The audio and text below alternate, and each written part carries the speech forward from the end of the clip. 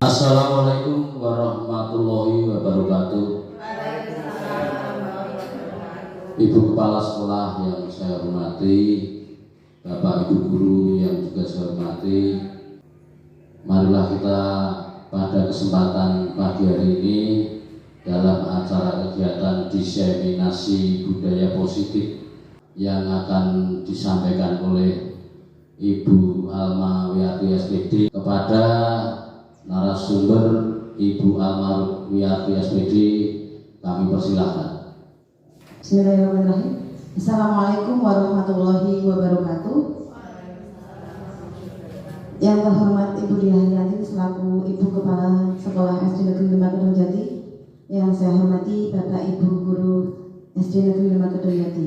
Ya, pada kesempatan pagi hari ini, pagi menjelang siang, saya akan mendiseminasikan tugas saya di modul 1.4, yaitu tentang pemahaman dan penerapan budaya positif oleh saya Alma Wiyati SPD, calon guru penggerak angkatan 7 dari Kabupaten Grobogan. Bapak Ibu guru sekalian, di sini ada salah satu tokoh sosok, yaitu Bapak Ki Hajar Dewantoro, yang tentunya kita sudah tidak asing lagi dengan semboyannya Ing Harso Sungtulodo, Ing Matio Mangunkarso, dan Tuturi Handayani. Kita sebagai guru harus bisa menerapkan semboyan dari Bapak pendidikan tersebut. Karena apa? Karena guru itu adalah teladan bagi murid-murid kita di sekolah. Apabila tingkah laku kita tidak baik, maka anak-anak didik kita juga akan meniru kita. Lanjut.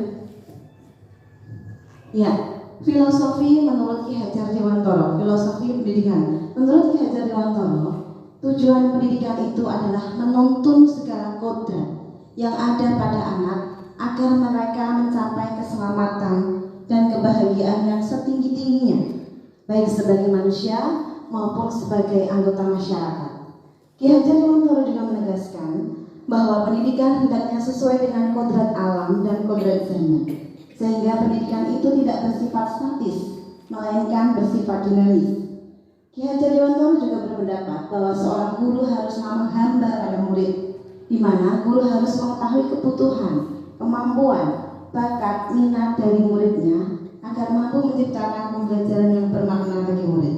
Nah, di sini artinya Ki Hajar Dewantoro itu mengenai tujuan pendidikan yaitu menuntun segala kodrat. Jadi tugas kita sebagai guru adalah menuntun anak didik kita.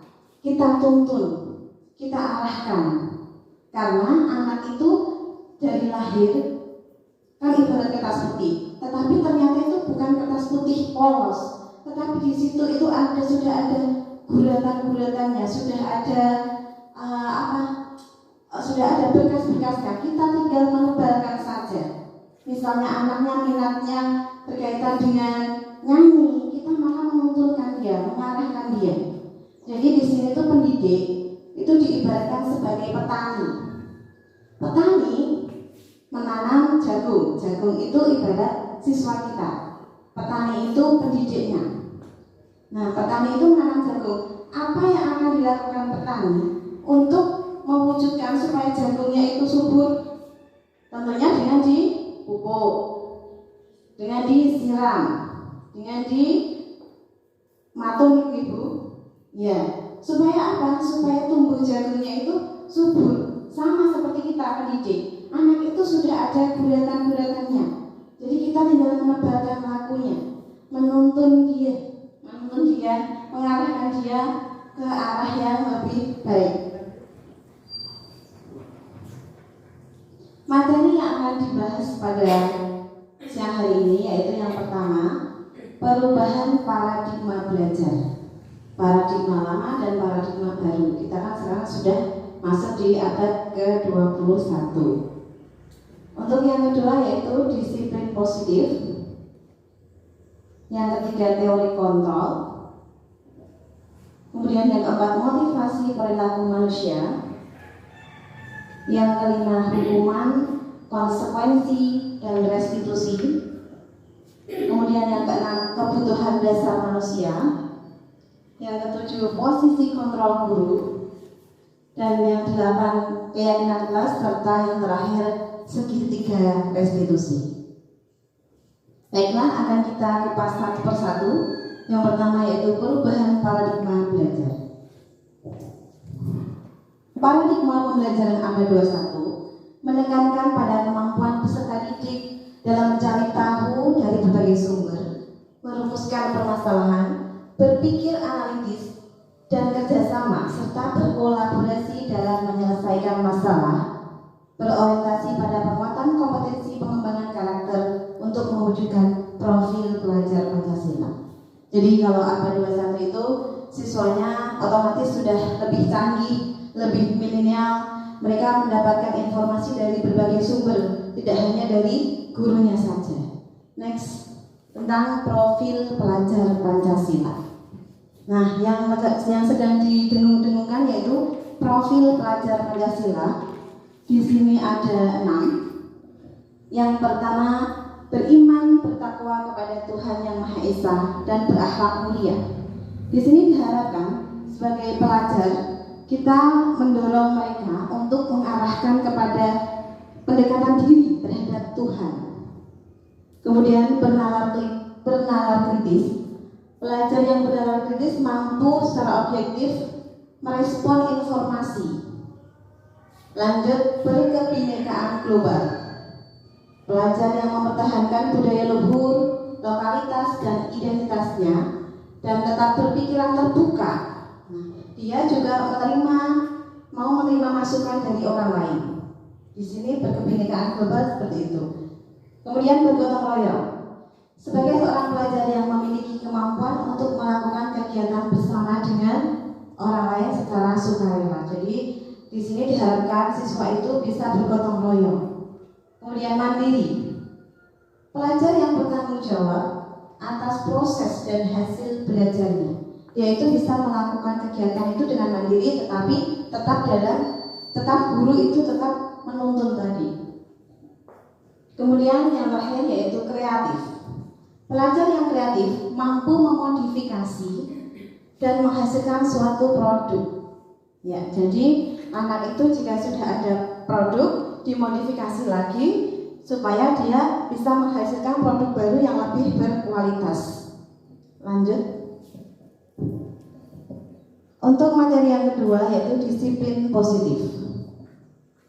Bapak Ibu semua, tentunya kita mengetahui kalau disiplin itu akan menghasilkan sesuatu yang patuh, yang bagus, yang taat, gitu ya.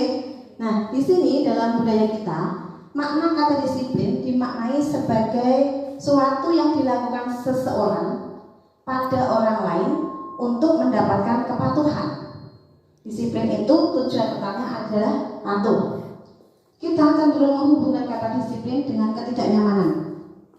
Kita harus berangkat pukul 7, pulang jam 2.15. Itu menimbulkan ketidaknyamanan. Tetapi memang kita harus dituntut untuk patuh. Itulah disiplin. Next. Disiplin positif. Ki Hajar Dewantara menyatakan bahwa di mana ada kemerdekaan, disitulah harus ada disiplin yang kuat. Merdeka berarti hubungannya dengan disiplin yang kuat. Sungguh pun disiplin itu bersifat self-disiplin, yaitu kita sendiri yang mewajibkan kita dengan sekeras-kerasnya. Tetapi itu sama saja. Sebab jikalau kita tidak cakap melakukan self-disiplin, wajiblah penguasa lain mendisiplinkan kita. Dan peraturan demikian itulah harus ada di suasana yang merdeka. Artinya seperti ini. Kita disiplin itu, KRP itu dari dalam diri kita, tidak dari orang lain. Jika kita tidak bisa disiplin karena diri kita sendiri, maka kita harus didisiplinkan oleh orang lain. Nah, di sini Ki Hajar Dewantara itu kita harus cakap melakukan self disiplin, artinya kita harus berasal dari diri kita, dari individunya, bukan dari X-nya. Kalau X itu kan kita dari luar. Nek awake dhewe kita tidak bisa mendisiplinkan diri sendiri, maka kudune didisiplinkan oleh orang lain. Orang lain itu bisa atasan, bisa peraturan, seperti itu. Lanjut.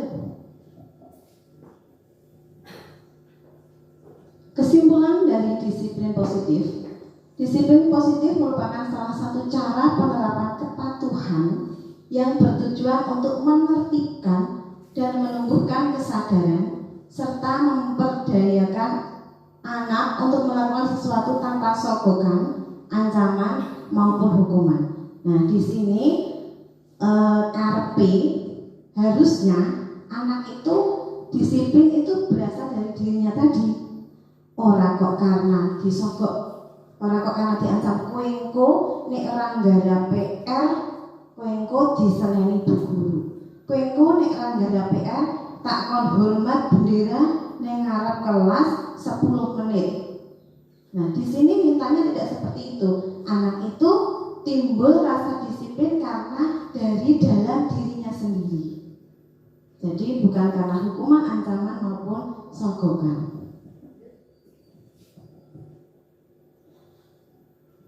Yang ketiga, materi yang ketiga yaitu materi teori kontrol dari William Glasser. Nah, itu adalah fotonya Pak William Glasser. Glasser meluruskan miskonsepsi tentang kontrol adalah sebagai berikut. Dikontrol itu berarti kan diatur. Nah, tetapi dia akan meluruskan miskonsepsi tersebut. Yang pertama, ilusi guru mengontrol murid. Ini artinya murid sedang mengizinkan dirinya dikontrol. Coba Bapak Ibu sekarang kepalkan satu tangan seperti ini. Anggap tangan Bapak Ibu ini ada salah satu barang berharga yang harus Ibu Bapak benar-benar jaga kerahasiaannya. Kepalkan seperti ini. Coba misalnya saya, Bu Sunati, Bu, jenengan bertanya apa ya Bu? Niku napa Ibu sing tangannya jenengan? Anda harus merahasiakan. Bu, kok dibuka Bu? Aku pengen ngerti Bu. Coba Ibu buka Bu. Coba jenengan jawab bagaimana? Jangan. Bu Diva, jenengan ngasih tau apa ya? Bawa apa Bu? Bu, ngintek sidik Bu. Boleh atau tidak kira-kira Ibu-ibu?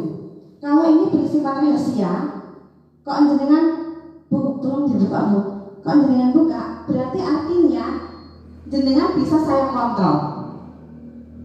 Harusnya berasal dari dalam diri jenengan. Nek jenengan sudah kekeh ini rahasia, tidak boleh dibuka. Jadi jangan dibuka.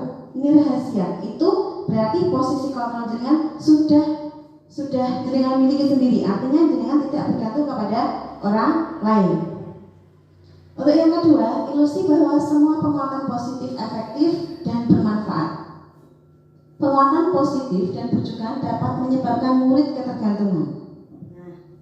Penguatan positif dan efektif dapat menyebabkan ketergantungan. Yang ketiga, ilusi bahwa kritik membuat orang merasa bersalah dapat menguatkan karakter. Ini dengan menggunakan kritik dan rasa bersalah untuk mengontrol murid menuju pada identitas gagal. Jadi nek murid itu dikritik, dia kan merasa bersalah kalau nek dikritik. Nah, itu menunjukkan dia itu gagal. Seperti itu. Yang keempat, ilusi bahwa orang dewasa memiliki hak untuk memaksa. Kita sebagai guru, saya anggap sebagai guru itu orang dewasa. Kita itu bisa memaksa murid. Cah, buka halaman iki kudu rampung, tak anteni. Nek ora engko tak hukum. Nah, itu sifat memaksa. Sifat guru sebagai pemaksa. Perilaku memaksa tidak akan efektif. Tentunya perilaku itu tidak akan efektif jika diterapkan jangka panjang, yang akan menimbulkan permusuhan. Nah, mungkin seperti ini. Aku biar dikongkong Pak guruku nulis buku kebak, itu akan terngiang-ngiang sampai dia nanti lulus. Wah, kai guru sing ketemu di jalan, kai guru sing ngomong aku nulis buku kebak. Nah, itu akan terngiang-ngiang dan akan menimbulkan permusuhan. Aku rasa mengganggu guru. Itu salah satu posisi kontrol yang miskonsepsi menurut William Glasser. Lanjut, berarti. Yang keempat yaitu motivasi perilaku manusia. Orang itu melakukan sesuatu itu pasti terkadang tidak tulus, tetapi ada motivasinya. Nah, menurut Ian Gosen dalam bukunya Restructuring School Discipline menyatakan bahwa ada 3 motivasi perilaku manusia. Yang pertama, untuk menghindari ketidaknyamanan atau hukuman. Tingkatan ini adalah tingkatan terendah dari motivasi perilaku manusia. Ini biasanya itu termotivasi dari eksternal. Nah, seperti ini contohnya. Jadi siswa itu terkadang melakukan sesuatu itu karena dia itu takut dihukum. Nah, maka dari itu misalnya saya tidak mengerjakan hari PR, tidak mengerjakan PR hari ini. Wah, engko jojo aku tekan sekolah dihukum. Engko jojo aku kon nulis sak buku kebak. Nah, jadi seperti itu. Siswa itu berasal dari motivasinya tidak berasal dari diri sendiri. Dia tidak sadar sendiri, tetapi dia melakukannya karena dia takut akan hukuman. Yang kedua, untuk mendapatkan imbalan atau penghargaan dari orang lain. Nah, orang itu terkadang melakukan sesuatu juga karena ono imbalani, karena ada penghargaannya. Ini juga motivasi yang berasal dari eksternal. Aku nggak PR sing sregep Nggo jangan-jangan bu guruku ngei hadiah aku. Aku ngewangi si jangan-jangan aku diopai. Nah, itu adalah motivasi yang berasal dari luar, dari eksternal. Itu tidak tulus artinya. Yang ketiga, untuk menjadi orang yang mereka inginkan dan menghargai diri sendiri dengan nilai-nilai yang mereka percaya. Nah, ini motivasi yang berasal dari internal. Ini yang paling baik karena ini berasal dari dirinya sendiri. Dia tidak terpengaruh oleh orang lain. Dia melakukannya karena aku ingin dari dalam hatiku. Seperti tadi, Bu coba kepalkan tangannya.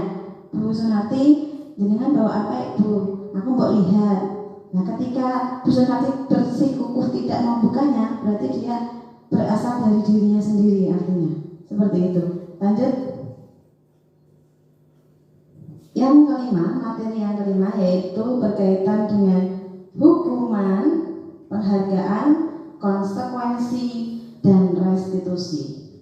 Nah, karena kita sebagai guru itu terkadang kita itu melakukan sebuah hukuman atau penghargaan atau konsekuensi ataukah restitusi yang kita lakukan kepada siswa kita. Sekarang kita bahas satu persatu. Hukuman. Hukuman ini dilakukan oleh seseorang secara searah. Artinya, jadi kowe anggaran iki kudu kowe ngene. Itu bersifat dari kita sendiri, dari si penghukum dan bersifat tidak terencana dan tanpa melalui sebuah kesepakatan. Jadi kita tidak membuat kesepakatan dulu, kamu melanggar langsung hukuman ini. Seperti itu.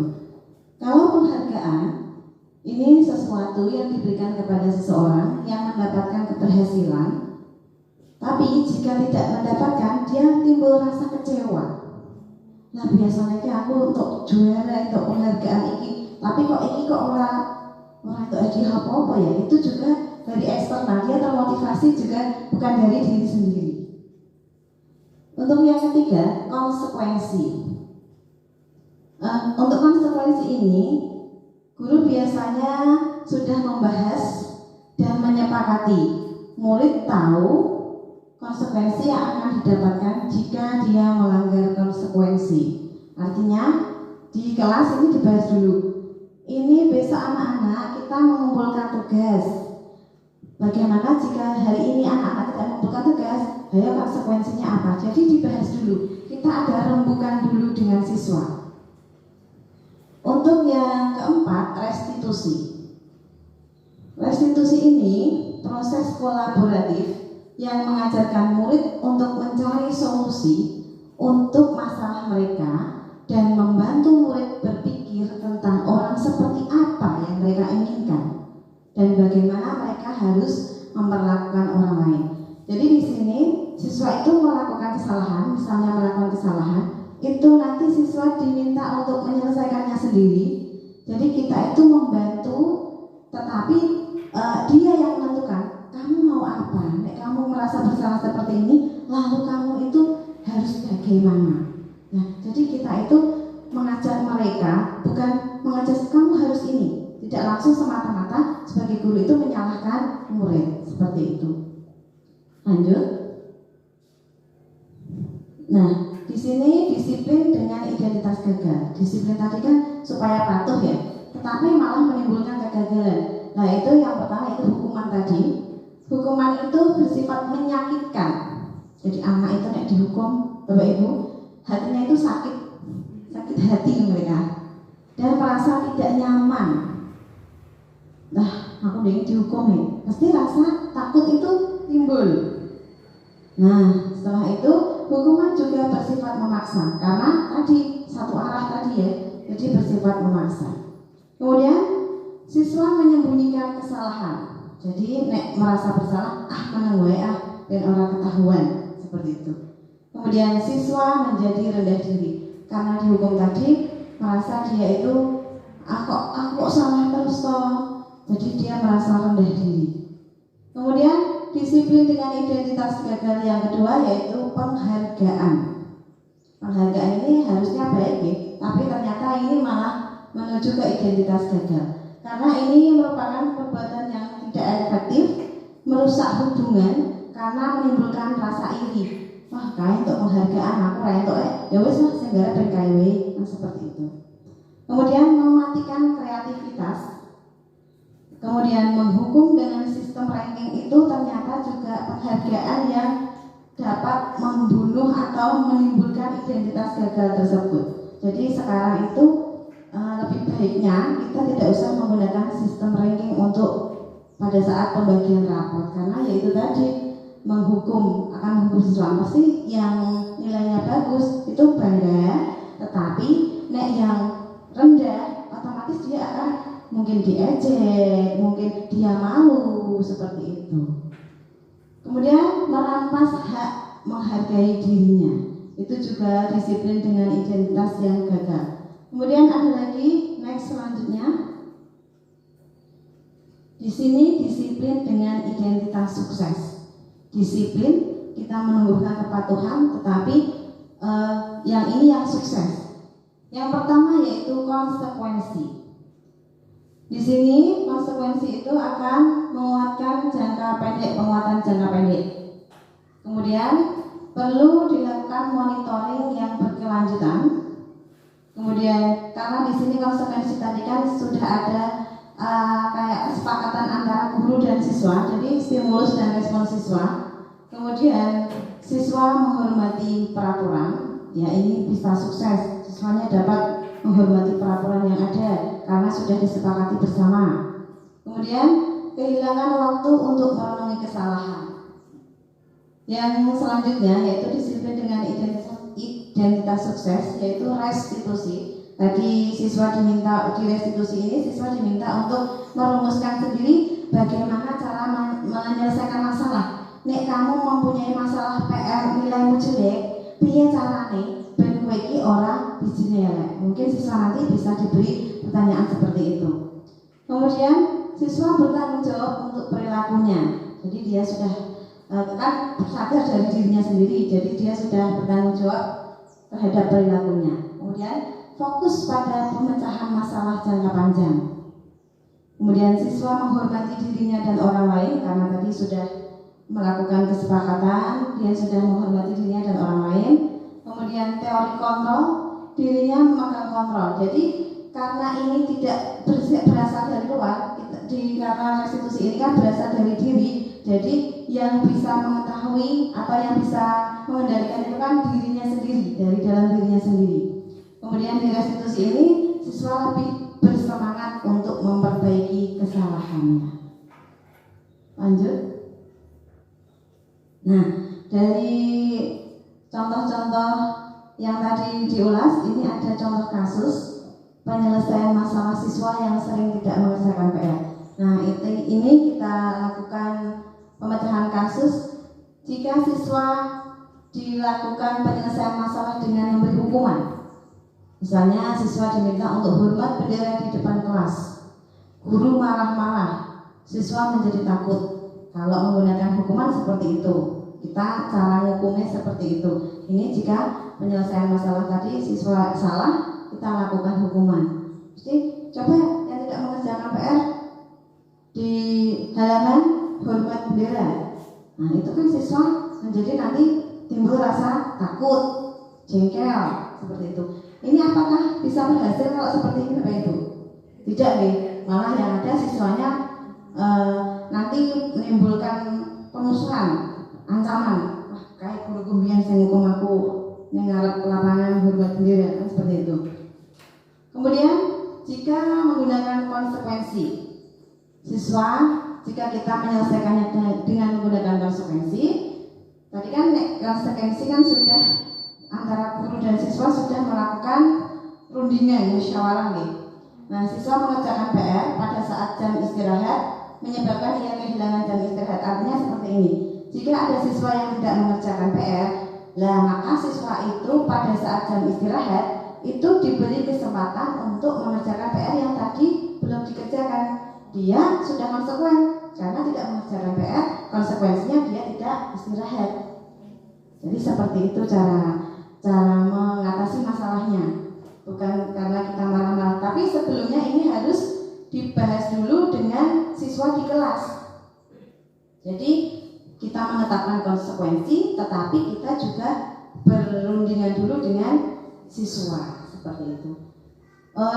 Jika menggunakan restitusi, ini guru menanyakan keyakinan kelas dan membantu siswa menyelesaikan masalahnya. Misalnya anak tadi tidak mengerjakan PR. Kenapa kamu tidak mengerjakan PR?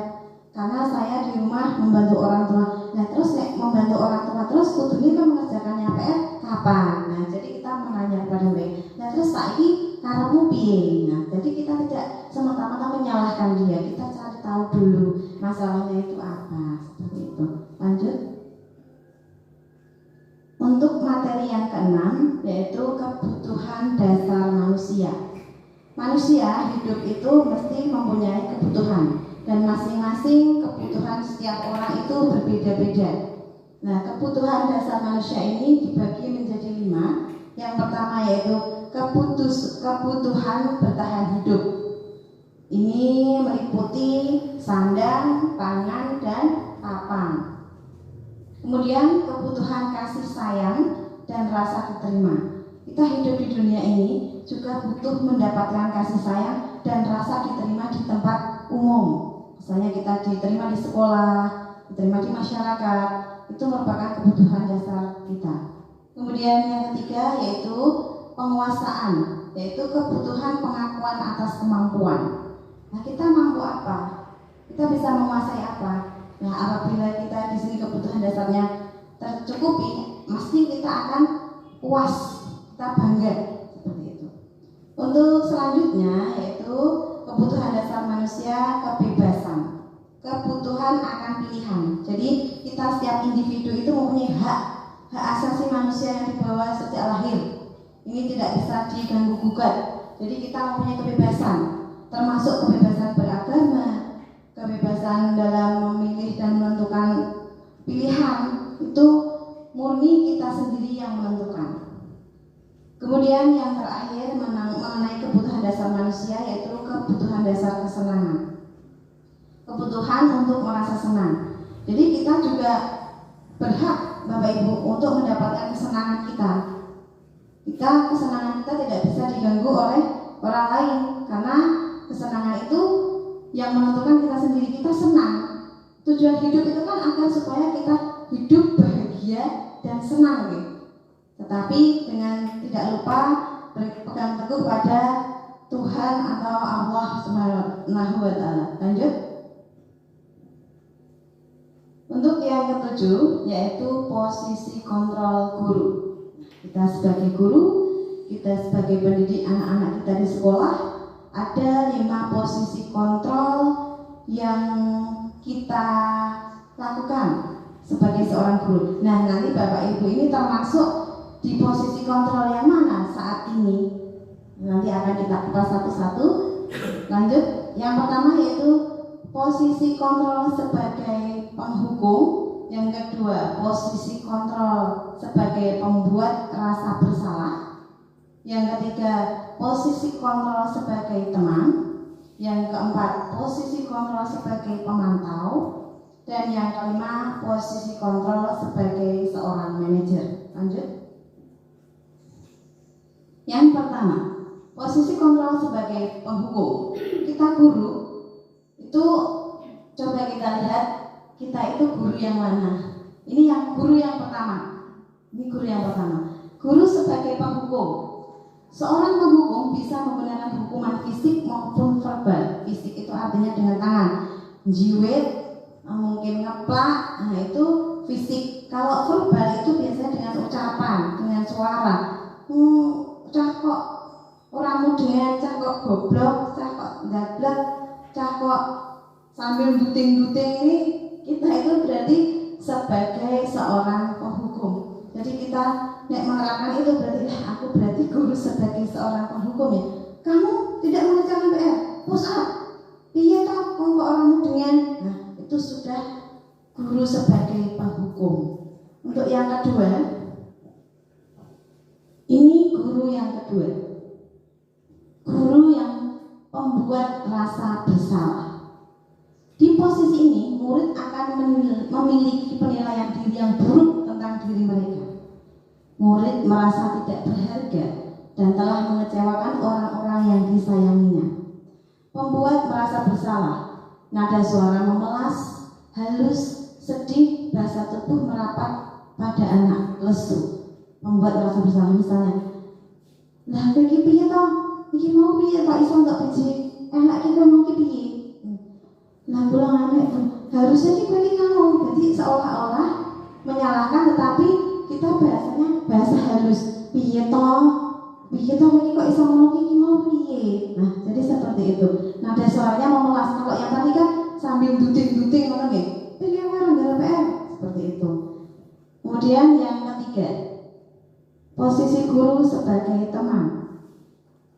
Mengontrol murid melalui persuasi. Hal negatif dari posisi teman adalah, negatifnya kalau posisi teman adalah bila suatu saat guru tersebut tidak membantu, maka murid akan kecewa. Kan kita sudah menganggap mereka teman. Ketika ada masalah, ada PR kok. Misalnya kita satu desa gitu ya. Tadinya di sekolah kan diajari kita sebagai guru, sebagai teman. Tapi ketika di rumah, kita kan bukan guru. Kita kan misalnya saudaranya. Ketika kita tidak mengajari anak itu, lah mau kita kalau kita berperan di sekolah sebagai teman, nenek oma kan tadi orang membantu, mesti murid akan merasa kecewa. Lah nggak orang ngewangi aku mengerjakan ini, padahal kalau di sekolah aku dibantu. Lah posisi teman itu akan menjadikan dia merasa kecewa. Dan ini juga tidak baik, kita terlalu dekat dengan murid itu tidak baik. Harusnya kita dekat dengan murid, tetapi juga murid itu harus bisa membedakan dekatnya itu dekat yang bagaimana. Dekat tetapi tetap menghormati guru, harus tetap unggah-ungguh dengan guru. Artinya ya kita boleh berposisi sebagai teman, karena memang itu malah lebih bagusnya ibu, karena kan dia itu akan lebih care dengan gurunya. Ketika gurunya tidak medeni lah istilahnya, gurunya orang medeni muridnya, dia akan care. Tetapi kita kekeran itu juga harus kita batasi, karena kita sebagai guru dari murid supaya kita tetap dihormati dan dihargai seperti itu. Untuk selanjutnya, ini posisi guru sebagai pemantau. Tugasnya memantau itu hanya mengawasi dan memberi sanksi atau konsekuensi. Hanya memantau saja. Kemudian yang kelima, yaitu posisi guru sebagai manajer. Posisi di mana guru berbuat sesuatu bersama dengan murid, mempersilahkan murid mempertanggungjawabkan perilakunya, mendukung murid agar dapat menemukan solusi atas permasalahannya sendiri. Berarti ini menggunakan restitusi tadi. Ini posisi kontrol yang kelima. Nah, Bapak Ibu di sini kiranya tadi 1 sampai 5 bisa, oh aku berarti kisah iki ya, bisa seperti itu. Nanti kita bahas lagi untuk lanjutnya, materi selanjutnya. Nah, di sini ada contoh kasus perbedaan. Di sini kasusnya siswa tidak memakai atribut lengkap saat upacara bendera. Yang pertama yaitu posisi penghukum. Nah, kalau sebagai guru penghukum, patuhi aturan sekolah, lalu berdiri di depan, sana berdiri. Nah, seperti itu posisi penghukum. Yang kedua, pembuat rasa bersalah. Berapa kali bu guru wis ngandani to, Bu guru ki wis ngandani bolak-balik kok kowe iki kok ya ora manut. Nah, itu akan membuat siswa merasa kecewa. Jadi dia itu berarti posisi guru seperti ini, posisi guru membuat rasa bersalah. Wis bolak-balik wis dikandani kok ya isih ora nggowo topi we. Nah, seperti itu. Kemudian posisi kontrol sebagai teman. Nah, tadi kan teman antara supaya murid kan ya, ayolah sing tertib, nganggo buku bangga, buat mas seneng lho, buat bangga. Piye carane? Kali ini orang apa wis salah, sesuk kayak bener ya. Kali ini kan kudu juara ya. Nah, demi doamu ya. Nah, itu posisi kontrol sebagai teman, tapi kita harus tetap tadi bisa membedakan mana guru, mana murid, tetap ada grade-nya seperti itu.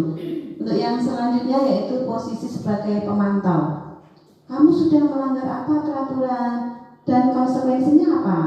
Kamu sudah melanggar, peraturannya apa? Konsekuensinya apa? Nah, itu sebagai pemantau. Terus selanjutnya posisi kontrol sebagai manajer. Apakah kamu tahu kesalahanmu? Tahu Bu, saya tidak membawa topi. Kira-kira bagaimana kamu akan memperbaiki kesalahanmu?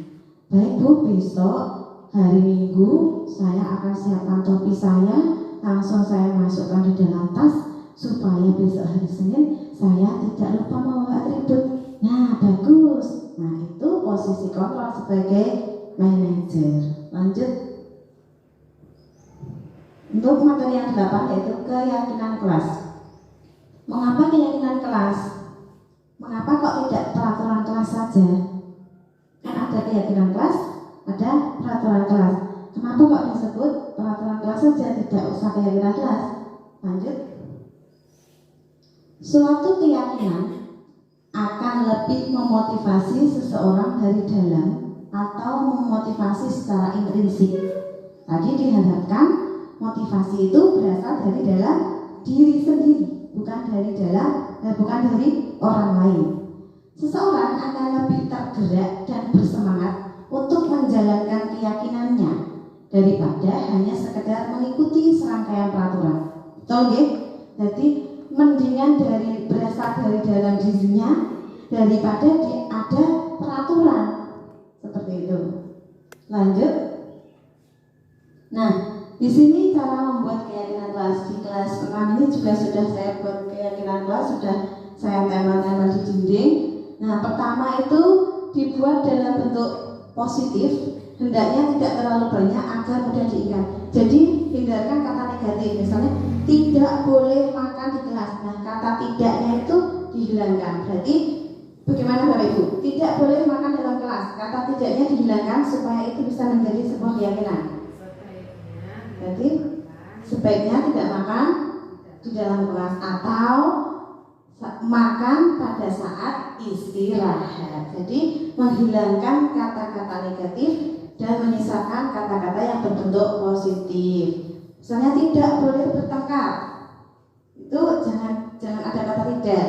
Berarti tidaknya dihilangkan, berarti harus rukun dengan teman seperti itu. Kemudian sesuai dengan kondisi kelas dan sekolah agar mudah diterapkan. Sesuaikan dengan kondisi kelasnya. Kemudian semua warga kelas atau sekolah dilibatkan saat membuat keyakinan kelas. Namanya juga keyakinan kelas. Otomatis dalam satu kelas ini harus semua dilibatkan, harus semua mencurahkan isi hatinya. Dia itu mau keyakinannya yang bagaimana, seperti itu. Kemudian setelah dibuat itu ditempel, kemudian setelah ditempel itu tadi kan dibilang kalau ada kata-kata negatif dihilangkan menjadi yang positif. Nah, setelah itu dibacakan hasil keyakinan kelas itu di dalam kelas. Kemudian dibuatlah kesepakatan bersama dan ditempelkan. Mungkin siswa lebih suka, lebih senang karena berasal dari dalam dirinya sendiri, tidak berasal dari orang lain. Keyakinan kelas 6 SD Lima Jati, disiplin. Kemudian menerapkan 5S, senyum, salam, sapa, sayang, sopan, santun, seperti itu. Kemudian menjaga kebersihan. Tadi kan di sini di menjaga kebersihan ini kan siswa-siswa menuliskan tidak boleh membuang sampah di kelas. Nah, kata tidaknya saya hilangkan, kemudian menjadi kesepakatan bersama yaitu menjaga kebersihan, kemudian kerjasama dan rasa empati. Ini menjadi sebuah keyakinan yang berada di kelas 6. Mungkin Bapak Ibu guru kelas 1 sampai 5 bisa juga membuat keyakinan kelas bersama dengan siswa-siswanya. Orang di sekolah. Ya. Berbicara yang sopan. Kerjakan tugas dengan tanggung jawab. Untuk yang ke-9, materi terakhir yaitu segitiga restitusi. Seperti yang tadi sudah disinggung di depan, restitusi adalah proses menciptakan kondisi bagi murid untuk memperbaiki kesalahan mereka, sehingga mereka bisa kembali pada kelompok mereka dengan karakter yang lebih kuat. Berarti kita itu maunya murid itu bagaimana menyelesaikan masalahnya. Jadi berasal dari siswa itu sendiri. Lanjut. Nah, di segitiga restitusi ini ada beberapa tahapan-tahapan. Ada 3 tahapan untuk melakukan segitiga restitusi. Yang pertama yaitu menstabilkan identitas. Di sini kita ada apanya itu, kata kuncinya itu kita semua akan melakukan hal yang bisa kita lakukan, seperti itu. Untuk yang kedua yaitu validasi tindakan yang salah. Karena di dalam restitusi itu semua perilaku itu memiliki alasan. Misalnya tadi siswa kelas 6 tidak membawa atribut atau topi pada saat upacara. Itu pasti ada alasannya. Kenapa kok tidak membawa topi? Mungkin terlambat bu, topi saya hilang bu. Nah, seperti itu. Nanti kita tanyakan di tahapan segitiga restitusi ini. Kemudian yang ketiga yaitu menanyakan keyakinan. Kita semua memiliki motivasi internal. Nah, seperti ini kita memotivasi mereka. Mau jadi orang seperti apa kamu? Kamu mau hidup sukses? Mau tuh. Ingin jadi apa kamu? Ingin jadi polisi. Nah, gimana caranya menjadi polisi?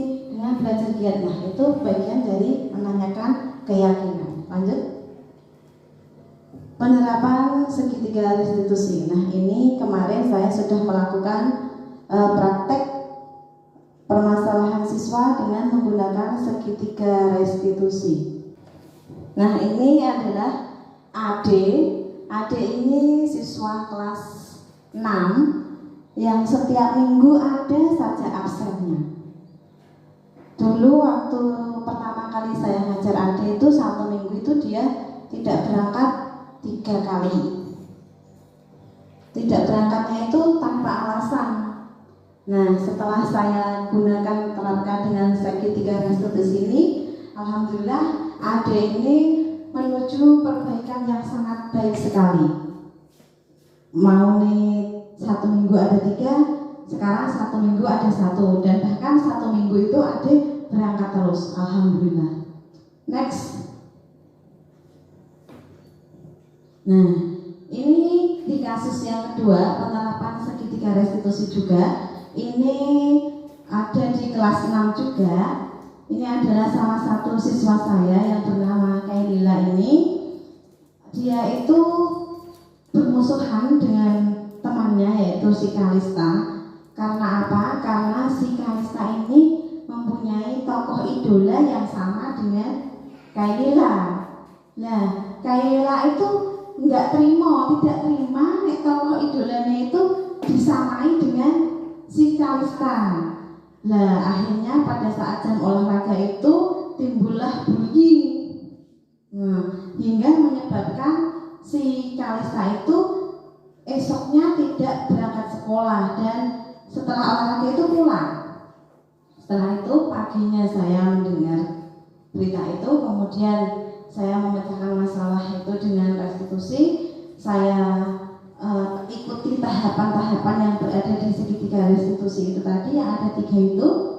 Akhirnya alhamdulillah si Kalista itu si Kailila sudah baikan lagi dan bahkan sekarang malah lebih akrab dengan si Kalis. Karena kemarin-kemarin itu saya amati itu di kelas 6 itu ada 2 gap perempuan itu gapnya si Kalista dan gapnya si Lila, seperti itu. Tetapi ini setelah selesai dengan menggunakan restitusi, alhamdulillah sekarang sudah kompak lagi, sudah tidak ada gap. Lanjut Bu Ratih. Nah, di sini ada foto kegiatan pelaksanaan. Ini adalah budaya positif yang sudah kita lakukan terus-menerus, ya Bapak Ibu. Alhamdulillah. Ini masih ada yang belum saya taruh di sini, yaitu tentang amal, karena setiap hari Jumat kita melaksanakan amal juga termasuk budaya positif. Belum saya masukkan, nanti insya Allah setelah ini saya akan menambahi. Di situ ada foto baris berbaris, sholat duha, upacara bendera yang berkebun, yaitu tanam kebun di taman. Kemudian ada ekstra pramuka dan senam bersama yang dilaksanakan pada hari Sabtu. Sebelum senam bersama ini dilaksanakan makan bersama dari kelas 1 sampai dengan kelas 6. Next. Ya, apakah ada pertanyaan dari sekian materi dari topik 1 sampai 9 tentang restitusi, tentang budaya positif, disiplin? Mungkin Bapak Ibu ada pertanyaan, tapi sebelumnya waktu saya berikan lagi kepada moderator. Terima kasih presentasi dari saya. Billahi taufiq wal hidayah. Wassalamualaikum warahmatullahi wabarakatuh. Tepuk tangan dulu untuk Bu Almawiati. Baiklah Bapak Ibu, untuk acara selanjutnya adalah tanya jawab. Ini jari, silakan yang bertanya. Ya silakan untuk Bu Sri Rahayu SPD, kami persilakan untuk menanyakan apa yang akan ditanyakan. Silakan maju aja. Terima kasih atas waktu yang diberikan pada kami untuk menanyakan sesuatu yang perlu kami tanyakan. Kami punya pertanyaan begini Bu Elma, apakah segitiga restitusi itu dapat diterapkan di kelas rendah 1, 2, dan 3? Terima kasih, waktu kami kembalikan. Terima kasih Bu atas pertanyaannya. Saya akan mencoba menjawab pertanyaan dari Ibu Sri Rahayu. Apakah penerapan segitiga restitusi itu bisa diterapkan di kelas rendah, kelas 1, 2, dan kelas 3? Saya menjawab bisa, ya Bu. Jadi kita menggunakan tahapan yang tadi, tahapan pertama, tahapan kedua, tahapan yang ketiga. Kemudian kita pertama langkahnya anak itu jika melakukan kesalahan kita dekati.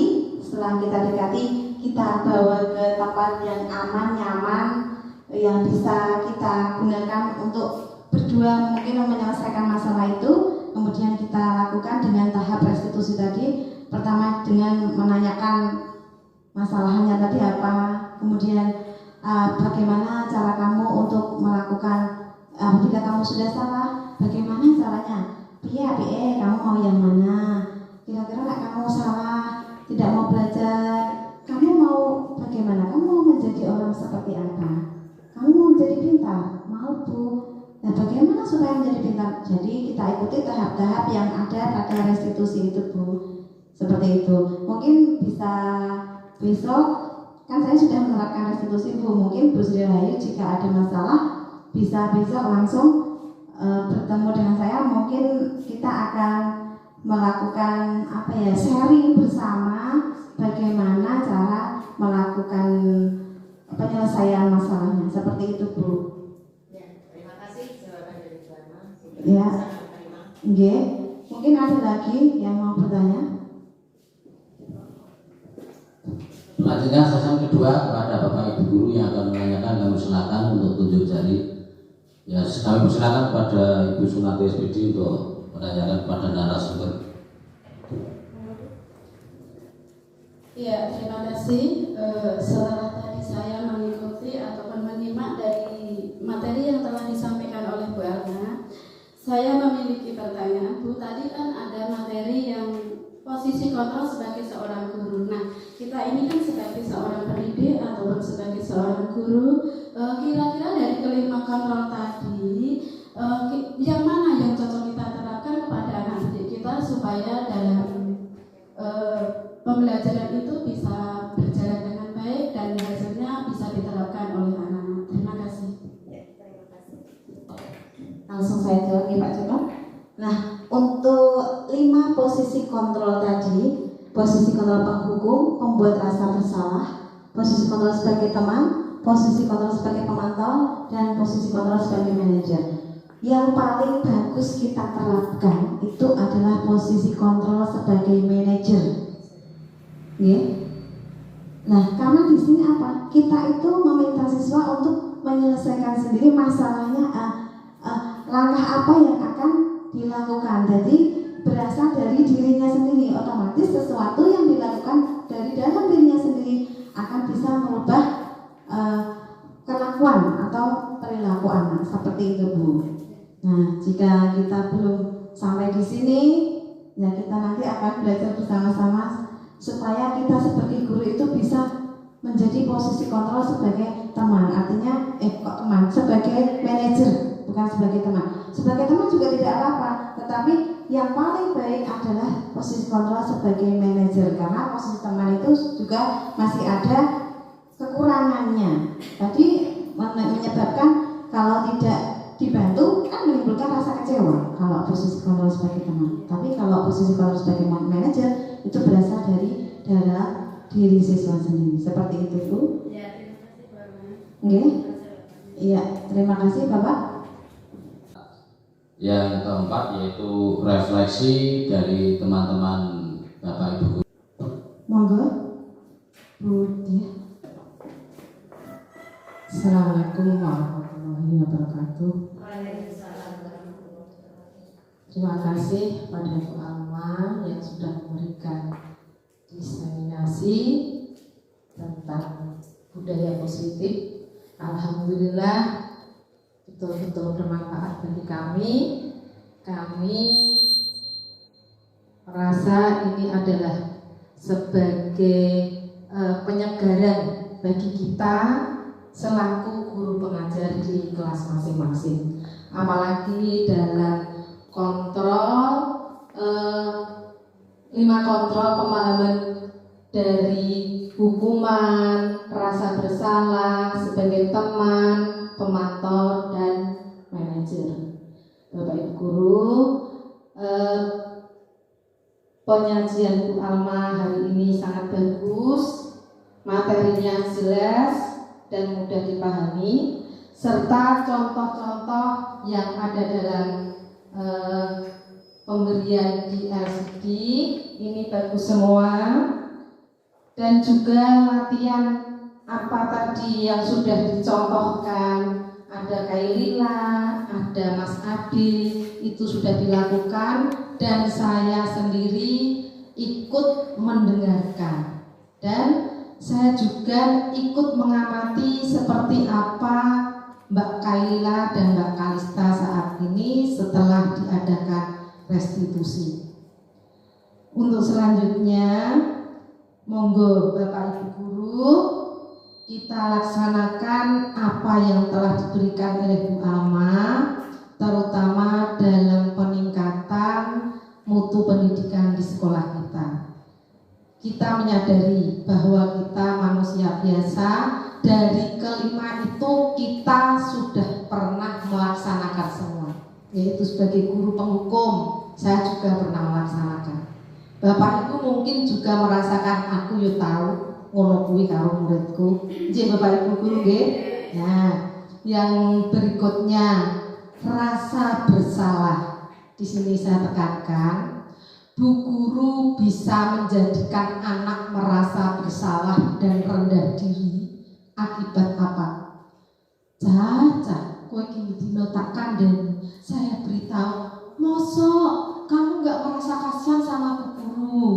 Setiap hari diberitahu kok masih seperti itu terus.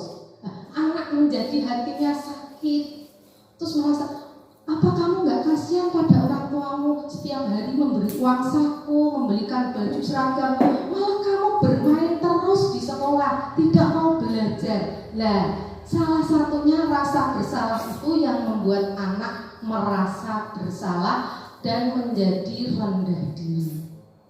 Kita juga pernah melaksanakan itu. Saya dulu juga menjadi guru dan juga pernah sebelum mendapatkan materi ini merasa bahwa saya pernah melakukan itu. Dan saya juga sebagai kepala sekolah tahu benar satu persatu kegiatan yang ada di sekolah. Semoga diseminasi hari ini dapat bermanfaat bagi kita semua dan mari kita laksanakan dengan baik. Demikian dari saya. Apabila ada kurangnya saya memberikan saran, saya mohon maaf. Akhir kata, wassalamualaikum warahmatullahi wabarakatuh. Ya, tadi untuk acara refleksi sudah selesai. Untuk itu marilah kita bersama-sama mengucapkan hamdalah bersama-sama biqaulina alhamdulillahirabbil alamin.